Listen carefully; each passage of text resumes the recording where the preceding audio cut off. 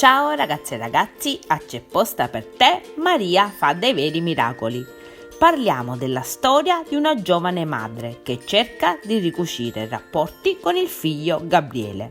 Diletta è una madre che ha avuto il figlio Gabriele alla giovane età di 16 anni. La sua storia con il padre del ragazzo, che adesso è un 19enne, è finita presto. Entrambi, visto la giovane età, hanno avuto problemi e difficoltà nel crescere il figlio. Lei ha rischiato anche di essere anoressica, pertanto per il bene del figlio va a vivere con il padre e i nonni paterni. Inizialmente lei lo va a trovare ogni settimana, ma poi il ragazzino sembra volerla allontanare.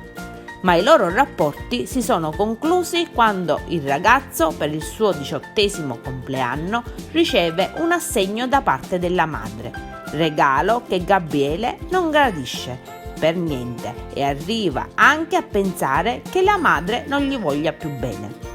Ma nonostante Gabriele pianga alla vista della madre, le dice che l'ha perdonata, ma vuole che la donna non faccia parte della sua vita. Pertanto decide di chiudere la busta. Ma ecco qui che Maria fa il miracolo. Con le sue parole riesce a emozionare proprio tutti e a scavare nei sentimenti del ragazzo. Durante la sua uscita lo blocca invitandolo a portare con sé una foto degli album della mamma Diletta. Lui sceglie la foto e sta per uscire dallo studio. Ma Maria, con semplici parole, fa capire al ragazzo che non serve portarsi via la foto della madre, perché lei è qui a pochi passi da lui. Maria si fa riconsegnare da Gabriele in lacrime la foto e apre la busta. Lungo e commovente abbraccio quello di Diletta e Gabriele.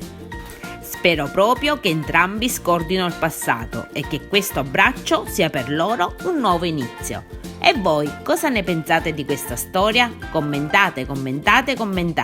Io adesso vi saluto e vi aspetto al prossimo video. Bye bye! Bye bye!